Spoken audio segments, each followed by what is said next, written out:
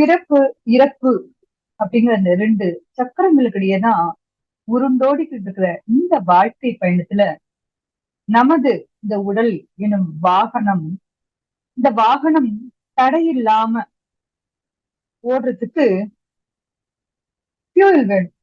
இந்த ஃபியூயல இருக்கிறது எதுன்னு பாத்தீங்கன்னா நம்மளுடைய இந்த உயிர் தான். இந்த வாகனத்தை எங்க போய் சேரணுமோ, இந்த சேர வேண்டிய இடத்தை கொண்டு சேர்க்கிற ஒரு ஓட்டுநராக, ஒரு டிரைவராக இருக்கக்கூடிய மனம், அதாவது உடல், உயிர், மனம், இந்த 3மே வளத்தோடும் நலத்தோடும் இருக்கிறது ரொம்ப ரொம்ப ரொம்ப ரொம்ப முக்கியம்.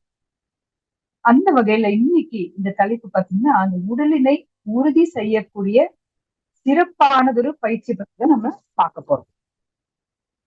வேற ஒண்ணும் இல்ல, எல்லாருக்குமே தெரியும், சித்தர் கலையாம் காயகல்ப பயிற்சி தான். காயம்னா உடல், கல்பம் என்றால் உறுதி செய்வது. தந்தை தாய் ஈருயிரும் ஒன்று சேர்ந்து தழைத்ததொரு உடலாகி உலகில் வந்தேன் அப்படின்னு சாமிஜியோட பாடல், குருவணக்க பாடல் இருக்கு. அந்த தந்தை தாய் அந்த செர்பம் ஜனிக்கும் அது போதே பாத்தீங்கன்னா, அதுதான் ஃபர்ஸ்ட் இந்த ஃபார்மா இருந்து ஜைகோட் சொல்லுவாங்க. அப்பவே பாத்தீங்கன்னா இந்த வைட்டல் ஃப்ளூயிட், இந்த வித்து, அந்த திரவம் வந்து பாத்தீங்கன்னா சுரக்க ஆரம்பிச்சிடுது. அதன் பிறகு பாத்தீங்கன்னா அது உடல் கட்டமைப்பிற்கு உதவுகிறது. உடல், அதாவது மூளை பகுதியில் தான் அது சுரக்கிறது. அதோட பிறப்பிடம் மூளை பகுதி. உடல் கட்டமைப்பு வேலை முடிந்தவுடன் அந்த உடல் வளர்ச்சிக்கு பிறகு மூளை பகுதியிலிருந்து தண்டுவடத்தின் வழியாக மூலாதாரம் வந்து சேருது. அதுதான் என்ன இருக்கு, ரீப்ரொடக்டிவ் ஆர்கன்ஸ் இருக்கு. அங்க வரும்போது செக்ஷுவல் வைட்டல் ஃப்ளூயிடாக மாற்றம் பெறுது. சரி, உடல் கட்டமைப்பு வேலை முடிஞ்சாச்சு, அதோட தேவை இல்லை. அப்ப என்ன ஆகும், அது வாழ்நாள் முழுக்க சுரந்துகிட்டே தான் இருக்கும். மூளையில சுரக்கும், தண்டோடத்தின் வழியா வரும், மூலாதாரத்தில் சேர்ந்துகிட்டே தான் இருக்கும். இப்ப உபரியாக இருக்கிற அந்த எக்ஸஸாக இருக்கிற அந்த வித்து திரவம் அது ஒரு கழிவு தான். அது வெளியேற எழும் அந்த உணர்ச்சி நிலைதான் பாலுணர்வு வேட்கை. இதற்குத்தான் நம்ம முன்னோர்கள் என்ன சொல்லியிருக்காங்க, திருமணம் அப்படிங்கிற ஒரு புனிதமான ஒப்பந்தம், அந்த நிகழ்ச்சி மூலம் முறைப்படி அது முறைப்படுத்தப்பட வேண்டும், முறையாக அது வந்து அந்த கழிவு வெளியேறணும் அப்படிங்கறது ஒரு சம்பிரதாயம் சொல்லலாம். அதை ஏற்படுத்தியிருக்காங்க. இது நம்ம எல்லாருக்கும் தெரிஞ்சதுதான். நம்ம உடல்ல பாத்தீங்கன்னா ஓட்டங்கள் இருக்கு. ரத்த ஓட்டம், வெப்ப ஓட்டம், காற்று ஓட்டம். இன்னும் முக்கியமான இந்த 3 ஓட்டங்கள். இதுல தடையோ தேக்கமோ ஏற்பட்டா அது உடலுக்கு பொருந்தாத ஒரு உணர்வாக நம்ம உணர்றதுதான் வலி அப்படின்னு சொல்றாங்க. பொதுவா பாத்தீங்கன்னா வலி ஏற்பட்ட உடனேயே அதை சரி செய்வதற்கு உயிர் துகள்கள் தடை ஏற்பட்ட இடத்திற்கு ஓடி வருமா. எவ்வளவு ஒரு ஒரு இயற்கை வந்து எவ்வளவு அழகா இந்த உடலை வந்து டிசைன் பண்ணிருக்கு பாருங்க. வந்து என்ன கூட தன்னோட சுழலும் வேகத்தை அதிகரித்து அதிகமான ஜீவகாந்த ஆற்றலை உற்பத்தி செய்து அந்த வலியை கொஞ்ச நேரத்திலேயே போக்கிடுமா. உடலை பாதுகாத்து கொள்ளக்கூடிய இந்த தன்மை இயற்கையாகவே உயிர் துகளுக்கும் ஜீவகாந்தத்துக்கும் இருக்கு அப்படிங்கிறாங்க. அதையும் தாண்டி ஜீவகாந்தம் அளவுக்கு மீறி மின் சக்தியா மாறி அது அந்த மின் குறுக்கு, மின் சக்தியா மாற முடியாது, மின் குறுக்கு, அதை ஷார்ட் சர்க்யூட் சொல்றாங்க இல்லையா, அது ஏற்படும் போது அந்த வழிதான் நோயாக மாறுகிறதுங்கிறாங்க. அந்த வழி நீடித்து இன்னும் பரவிக்கொண்டே இருக்குமானால் நம்மளுடைய அணு அடுக்கு சீர்குலைகிறது. பல நாட்கள் நீடிப்பதை தான் நோய்னு சொல்றோம். அந்த நோய் உடலில் உள்ள ஜீவகாந்த ஆற்றலை வீணாக்கும் ஓட்டை அப்படிங்கிறாங்க. இப்ப நோயின் தீவிரத்திற்கு ஏற்ப அதன் மூலம் செலவாகும் ஜீவகாந்தத்தின் அளவிற்கு ஏற்ப நிமிடங்களிலேயோ மணிக்கணக்கிலேயோ நாட்களிலேயோ மாதங்களிலேயோ ஆண்டுகளிலேயோ உடலில் உள்ள காந்த ஆற்றல் முழுவதுமாக வறண்டு போயிடும். அதன் விளைவாக என்னாகும், ரத்த ஓட்டம், வெப்ப ஓட்டம், காற்று ஓட்டம், இதுல ஒரு தடை, அந்த ஓட்ட தடை ஏற்பட்டு ஒரு சீர்கேடு, உடல் உறுப்புகள் ஒன்று ஒன்றாக செயல் இழக்க ஆரம்பிச்சிடும். உடலில் உள்ள ஆற்றல் முழுவதுமாக கொஞ்சம் கொஞ்சமாக குறைஞ்சி ஈடு செய்ய முடியாத நிலையில தான் உடல் இயக்கங்கள்லாம் நின்று போவதை மரணம் அப்படின்னு சொல்றாங்க. வித்து சக்தி முழுவதுமா வெளியேறி விடுவதுதான் இதன் காரணம். ஏன்னா அங்க அந்த போதுமான ஆற்றலை ஈடு செய்ய முடியல. அப்ப அந்த இடத்துல அந்த வித்துக்களை முடைந்து அந்த வித்து சக்தி முழுவதுமாக வெளியேறது, வெளியேறி மரணம் சம்பவிக்கிறது. அதாவது எப்படி ஒரு பேட்டரியில அது இந்த பவரை ஜெனரேட் பண்ணிட்டே இருக்கும், அது போல விந்துநாதம் உயிர்த்துகளை உற்பத்தி செய்து கொண்டே இருக்கு. விந்துநாத ஆற்றலை எந்த அளவுக்கு தரத்தோடும் திறத்தோடும், குவாலிட்டி அண்ட் குவான்டிட்டி, அதோட வைத்துக் கொள்கிறோமோ அந்த அளவுக்கு உயிர் துகளோட எண்ணிக்கை குறைவுபடாமல் இருக்கும். இந்த ரெண்ட பொறுத்துதான் உடல்நலம் மனவளம் காக்கப்பெறுகிறது அப்படின்னு சொல்றாங்க. அவ்வை பிராட்டியர் ஒரு அழகான பாடல். ஆன முதலில் அதிகம் செலவானால் மானமழிந்து மதிகட்டு போன திசை, எல்லாருக்கும் கள்ளனாய் ஏழ் பிறப்பும் தீயனாய் நல்லார்க்கும் கொல்லானாம் நாடு. இளம் தலைமுறையினர் இந்த வித்தோட மதிப்பு தெரியறதில்லை. வித்து சக்தி தான் உயிர் துகள்களை பிடிச்சு வச்சிட்டு இருக்கு. அந்த உயிர் துகள்கள் எந்த அளவுக்கு எண்ணிக்கை குறைவிடாமல் இருக்கோ அந்த அளவுக்கு உடல்ல நோய் எதிர்ப்பு ஆற்றல் இருக்கும், உடல் ஆரோக்கியமா இருக்கும். அப்படி இந்த வித்தின் மதிப்பு அது தெரியாததுனால கிடத்து நீரை இறைப்பதற்கு சமமாக அதிகமாக முறை தெரியாம அந்த மதிப்பு தெரியாம செலவழிக்கிறாங்க, விரயம் செய்யறாங்க. ஒரு கிணத்திலிருந்து நீர் இறைக்காமல் விட்டாலும் அந்த கிணறு தூர்ந்து போயிடுமா. அது போல விந்துநாதம் வெளியேற்றமின்றி இருப்பதும் உடல் நலத்தை கெடுக்கும் சொல்றாங்க. ஒரு கிணத்து நீர் அளவுக்கு மீறி நீர் இறைத்தால் அந்த கிணறு எப்படி வற்றி விடுமோ அது போல அடிக்கடி விந்துநாதம் வெளியேற்றம் செய்தாலும் உடல் நலம் குன்றி போகும். கிணற்றில் முறையாக நீர் இறைத்துக் கொண்டு வந்தால் அந்த கிணற்று நீர் எப்படி வற்றாமல் வருடக்கணக்காக நீர் கொடுத்து கொண்டே இருக்குமோ அது போல அளவோட விந்துநாதத்தை வெளியேற்றினால் நோயின்றி நீண்ட நாள் வாழலாம். இதைத்தான் நம்ம காயகல்ப பயிற்சியில செய்யறோம். அப்ப மூளையில சுரக்கிறது, மூளையிலிருந்து சுரந்து உடல் கட்டமைப்புக்கு பயன்படுது. இப்ப கட்டமைப்பு வேலை முடிஞ்சாச்சு, மூலாதாரத்துக்கு நமக்கு கீழே வருது. அங்கிருந்து நமக்கு எக்ஸஸா இருக்கிற அந்த விந்துநாத திரவம் வெளியேறணும், முறையாக பயன்படுத்தப்படணும். திருமணம் பந்தத்தின் மூலம் அந்த அந்த நேரம் போக அது இருக்கிறது என்ன பண்றோம், காயக்கல்ப பயிற்சியில மறுசுழற்சி பண்ணணும். என்ன பண்றோம், அந்த உபரியாக உள்ள வித்து சக்தியை பதங்கப்படுத்தி அதன் பிறப்பிடமான மூளைக்கு திரும்ப எடுத்து போய் அந்த ஆற்றலை உடல் முழுவதுமாக பரவச் செய்கிறோம். இயற்கைக்கு முரணான இந்த வாழ்க்கை முறை புலன் மயக்கம் என்ன ஆகுது, நமது வித்து சக்தியை விரயமாக்குகிறதுங்கிறாங்க.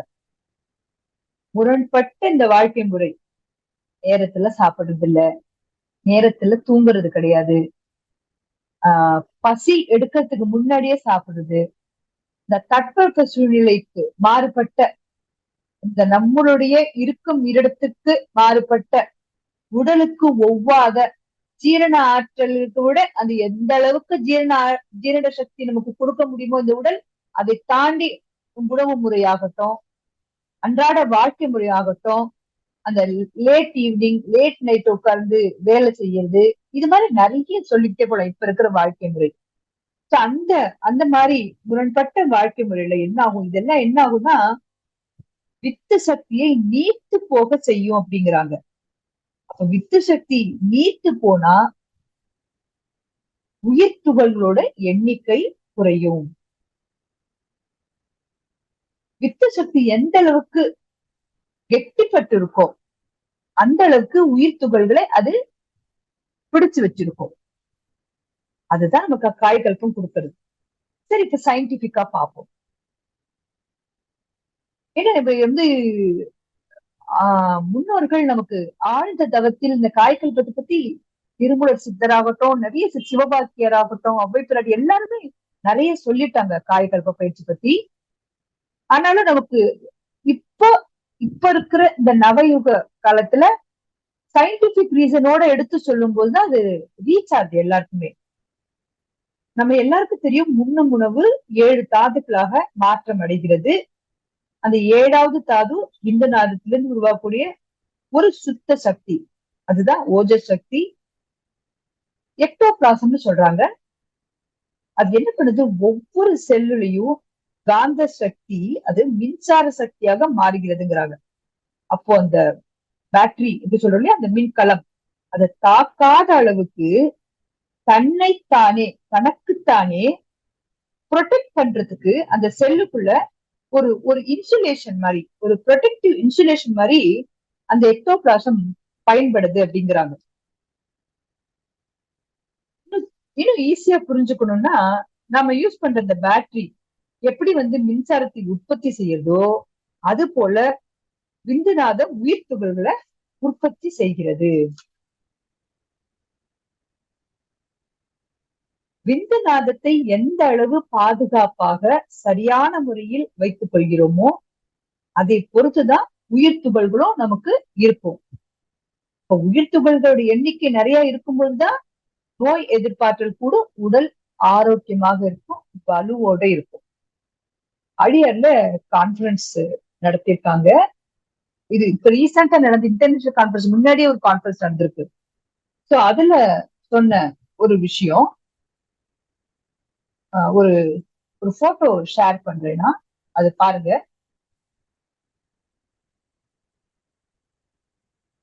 இது நம்மளோட செல், நீங்க மெயின் ஸ்கிரீன்ல பாக்கலாம். இது நம்மளுடைய செல், நடுவுல நியூக்ளியஸ், அதுக்குள்ள குரோமோசோம். இந்த குரோமோசோம் கீழே பாத்தீங்கன்னா இந்த ரெட் கலர்ல இருக்கு பாருங்க, இதுக்கு பேர் வந்து டெலோமியர். அது எப்படி இருக்கும்னா நம்ம போடுற ஷூ லேஸ் மாதிரி இருக்கும் அப்படின்னு சொல்லி சொல்றாங்க. நாம காயக்கற்பு பயிற்சி செய்து வரும்பொழுது ஜென்ரலா என்ன ஆகும்னா, இந்த டெலோமியர் வந்து அதோட அளவு அது குறைஞ்சிட்டே வரும். குறைஞ்சிட்டு முழுவதுமாக அது போகிறதுதான் அந்த செல்களோட, அதுக்கு நமக்கு என்ன தெரியும், செல்ஸ் வந்து நமக்கு உற்பத்தி ஆகிட்டே இருக்கும், அழிஞ்சுகிட்டே இருக்கும், வந்துகிட்டே இருக்கும். அப்ப இந்த காயக்கல்ப பயிற்சி செய்யும் பொழுது இந்த டெலோமியர் அளவு குறையறது இல்லைன்னு சொல்லி ரிசர்ச் பண்ணி இப்ப சொல்லியிருக்காங்க. அப்ப அந்த டெலோமியர் அளவு குறையாத போது செல்களோட எண்ணிக்கை இருக்கு.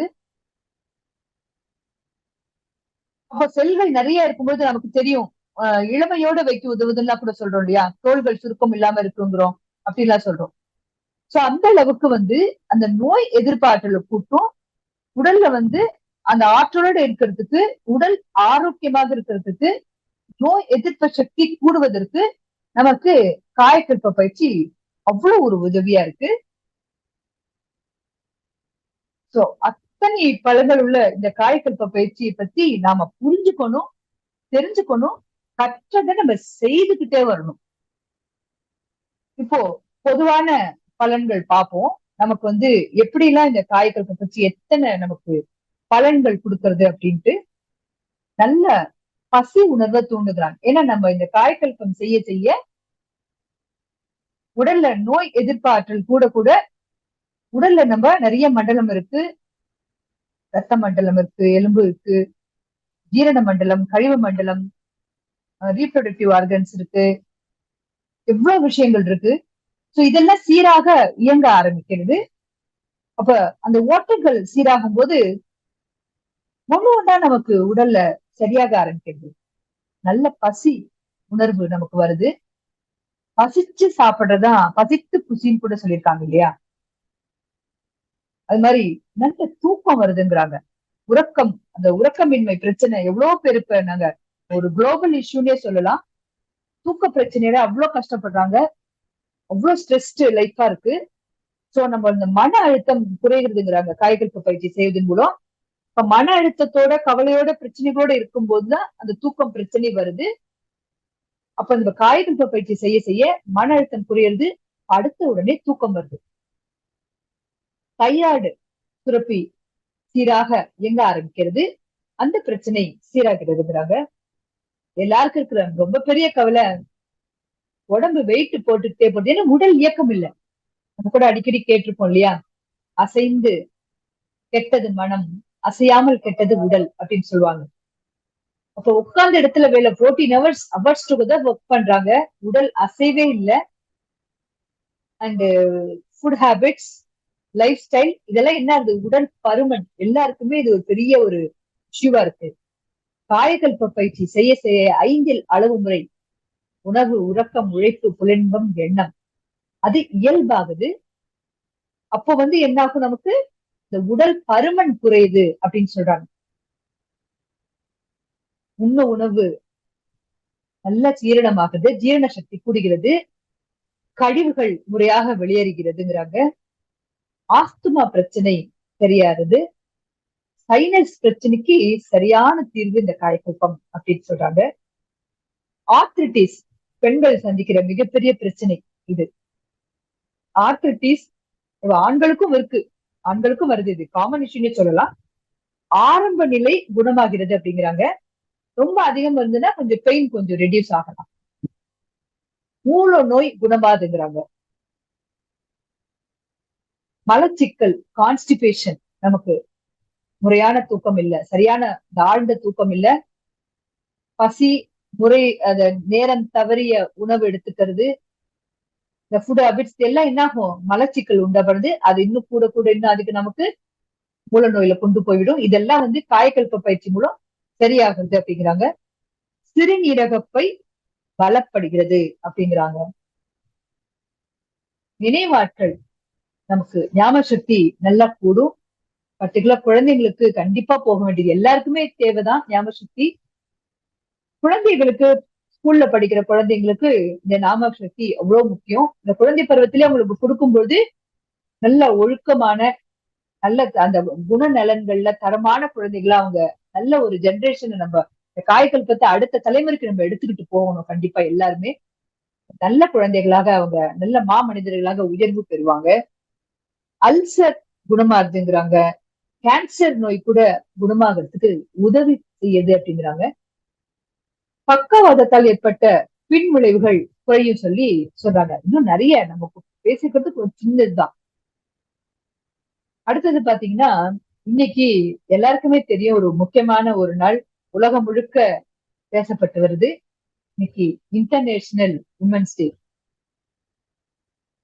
பெண்கள் தான் பெண்கள் அவ்வளவு ஒரு உயர்வான இடத்தை அருட்தந்தை வேதாத்திரி மகிழ்ச்சி அவர்கள் பெண்களுக்கு கொடுத்திருக்காங்க. இந்த தருணத்துல பெண்களுக்கு அருமருந்தாக இந்த காயகல்ப பயிற்சி எப்படி உதவி செய்யறது நம்ம பார்ப்போம். நம்ம ஏற்கனவே சொன்னபடி இந்த குழந்தைங்க பாத்தீங்கன்னா ஒரு ஒரு பருவமா பார்க்கலாம். குழந்தைகள் பிறந்து வளர்ந்து வராங்க, இந்த பூ பெய்தும் பருவம், மெனார்கி சொல்லுவாங்க இல்லையா, அந்த இப்ப பாத்தீங்கன்னா குழந்தைகள்லாம் சீக்கிரமே பெரிய மனுஷங்கள் ஆயிடுறாங்க. அதுக்கு காரணமும் அந்த உணவு முறை, அவர்களுடைய அந்த லைஃப் ஸ்டைல் தான் காரணம். அப்ப வரும்போது அவங்க நிறைய பிரச்சனைகள், கர்ப்பப்பை சார்ந்த பிரச்சனைகள் நிறைய ஃபேஸ் பண்றாங்க. குறிப்பா பாத்தீங்கன்னா எல்லா இடத்துலயும் சொல்றது இந்த பிசிஓடி, பிசிஓஎஸ் பிரச்சனை. காயகல்ப பயிற்சி மெச்சூர் ஆகி 6 months கழிச்சு அந்த குழந்தைங்க செய்ய ஆரம்பிக்கணும். காயகல்ப பயிற்சி செய்து வரும் பொழுது இந்த பிசிஓஎஸ், பிசிஓடி பிரச்சனைகள் சரியாகிறதுன்னு சொல்லி சொல்றாங்க. அதுக்கப்புறம் பாத்தீங்கன்னா எல்லா இடத்துலயும் இப்போ தெருக்கு தெரு, ஒரு ஒரு ஊர்லயும், ஒரு ஒரு ஏரியாலையும் அங்கங்க ஒரு 2 இன்ஃபெர்டிலிட்டி சென்டரான இருக்கிறத நம்மளால பார்க்க முடியுது. அந்த அளவுக்கு திருமணமான பெண்களுக்கு கருத்தரிக்கிறதுல நிறைய பிரச்சனைகள் இருக்கு. சோ இன்ஃபெர்டிலிட்டிக்கு சரியான தீர்வுன்னு சொல்லி காயகல்ப பயிற்சியை சொல்றாங்க. ஆழியார்ல ஒரு நம்மளுக்கு தெரியும், காயகல்பா ரிசர்ச் ஃபவுண்டேஷன், நம்மளோட R&D இருக்கு தெரியும் உங்களுக்கு, எல்லாருக்கும் தெரிஞ்சிருக்கலாம். ரிசர்ச் எடுக்கிறாங்க. ஒரு 50 மணமான தம்பதியர் ஏதோ ஒரு காரணத்தினால அவங்களுக்கு திருமணமாகி குழந்தை பாக்கியம் இல்லாமல் இருக்கிறவங்க 50 பேரை எடுத்துக்கிட்டு அவர்களுக்கு நம்மளுடைய முழுமையான இந்த யோக பயிற்சிகள், காயகல்பம் மட்டும் இல்ல, உடற்பயிற்சி, தவம், தற்சோதனை, அந்த முழுமையான உடற்பயிற்சிகளோடு சேர்த்து உணவு முறையும் அவங்களுக்கு இந்த மாதிரி இதுலதான் சாப்பிடணும் அப்படிங்கறதெல்லாம் கொடுத்து முழு கண்காணிப்போட அவங்கள வழி நடத்தியதுல 50 தம்பதியர்ல 50 பெண்கள் 48 பேர் கன்சீவ் ஆயிட்டாங்க. ஸோ ரெக்கார்ட் பண்ணியிருக்காங்க. ஸோ அந்த மாதிரி பாத்தீங்கன்னா இன்ஃபர்டிலிட்டிக்கு ஒரு மிகப்பெரிய ஒரு இது என்ன பண்ணணும், நம்பிக்கையோட நம்ம பயிற்சி செய்யணும். பெண்கள் பாத்தீங்கன்னா மாதவிடாய் பிரச்சனை எல்லாருக்குமே ரொம்ப பெரிய இஷ்யூவா இருக்கு. இர்ரெகுலர் பீரியட்ஸ், ஓவர் ப்ளீடிங், அந்த மாதவிடாய் காலங்கள்ல வர வயிற்று வலி, அந்த சோர்வு, இது எல்லாமே நாம தவறாது முறையாக செய்யும் இந்த காயகல்ப பயிற்சி மூலம் சரியாகிறது. அது கண் கூட நாங்க நிறைய சர்வீஸ்ல கூட நிறைய பேர் பாக்குறோம். நிறைய பேருக்கு இந்த பிரச்சனைகள் சரியாயிட்டு வருது. வெள்ளைப்படுதல் சரியாகும் அப்படிங்கிறாங்க. திருமணமாகி கரித்தரித்த பெண்கள் பாத்தீங்கன்னா சுகப்பிரசவம், அதாவது பிரசவம் நல்ல முறையில் நடக்கிறதுக்கு ரொம்ப பெரிய ஒரு ஹெல்ப்பா இருக்கும். உங்க கருத்து நறுத்த நாள் முதல் அந்த 3 மாதங்களுக்கு பிறகு தொடர்ந்து அஸ்வினி முத்திரை போட்டுட்டு வரும்போது அந்த பயிற்சி எடுத்துட்டது மூலமாக அவங்களுக்கு அந்த வலி லேபர் வார்டு போற வரைக்கும் குழந்தை பிறக்க வரைக்கும் போடலாங்கிறாங்க அஸ்வினி முத்திரை. அந்த வலியோட இன்டென்ஸ் ரொம்ப குறைவா இருக்கும், சீக்கிரமே டெலிவரி ஆயிடும் அப்படின்னு சொல்றாங்க. இவ்வளவு பலன்கள் இன்னும் சொல்லிட்டே போகலாம். அத்தனை பலன்கள் இருக்கு காயகல்ப பயிற்சியில. இது இல்லாம பெண்கள் பாத்தீங்கன்னா இப்பெல்லாம் இப்ப இருக்கிற பெண்கள் நிஜமாவே தலைவான கூட நான் பெண்ணே நான் சொல்றதை பத்தி நான் பெருமையா நினைச்சுதான் இதை ஷேர் பண்ணிக்கிறேன். இப்ப இருக்கிற பெண்கள் பாத்தீங்கன்னா டியூயல் ரோல் தான். வீட்டையும் கவனிச்சுக்கிட்டு அவங்க வேலைக்கும் போக வேண்டிய ஒரு தேவையில இருக்காங்க. ஸோ பெண்களுக்கு அவ்வளவு ப்ரெஷர் ஹேண்டில் பண்ண வேண்டியிருக்கு. குடும்பத்தையும் பார்த்துக்கிட்டு ஆபீஸ் ப்ரெஷரும் பாக்குறாங்க. ஸோ அந்த மாதிரி ஒரு சூழ்நிலை பெண்கள் பாத்தீங்கன்னா அவ்வளவு ஸ்ட்ரெஸ் அவங்க ஃபேஸ் பண்ண வேண்டியிருக்கு. அது அவங்களுடைய ஹெல்த்தை ரொம்பவே பாதிக்கிறது. அது எங்க பாத்தீங்கன்னா அந்த மெனோபாஸ் 45 வயது 40 வயது தாண்டினோட 45 வயது ஆகும்போது மெனோபாஸ்ல அதுல ஆரம்பிச்சு அவங்க ரொம்ப சிரமப்படுறாங்க. நிறைய பேரை பாக்குறோம். ஸோ அவங்க நம்ம பயிற்சிகள், முழுமையான பயிற்சிகள் அவங்களுக்கு கற்றுக் கொடுக்கப்பட்டு அந்த பயிற்சி எடுத்து செய்து வரும் பொழுது இது இந்த மெனோபாஸ்ங்கிறது ரொம்ப ஈஸியா கடந்துடுறாங்க. அதன் பிறகு மெனோபாஸ்க்கு அப்புறம் இருக்கிற சின்ன சின்ன ஒரு விஷயங்கள்லாம் கூட ஜெனரலா அந்த மெனோபாஸ் டைம்ல மூட் ஸ்விங் இருக்குங்கிறாங்க, ஓவர் பிளீட் இருக்குங்கிறாங்க, உடல் சோர்வு ரொம்ப இருக்கும், நிறைய சொல்றாங்க விஷயங்கள். சோ அதெல்லாம் இல்லாம ரொம்ப இயற்கையாகவே அது அது நின்னு போய் அதுக்கப்புறமும் அவங்களுடைய வாழ்க்கை ரொம்ப அந்த ஹெல்த் ரொம்ப நல்லா இருக்கும், ரொம்ப ஹெல்த்தியா இருப்பாங்க, நார்மலா இருப்பாங்க சொல்லி நிறைய பேரை பாக்குறோம். அந்த மாதிரி இது மாதிரி பெண்களுக்கு அவ்வளவு ஒரு ஒரு மிகப்பெரிய ஒரு வரப்பிரசாதமாக நமக்கு சர்வரோக நிவாரணியாக நமக்கு இந்த காயகல்ப பயிற்சி இருக்கு.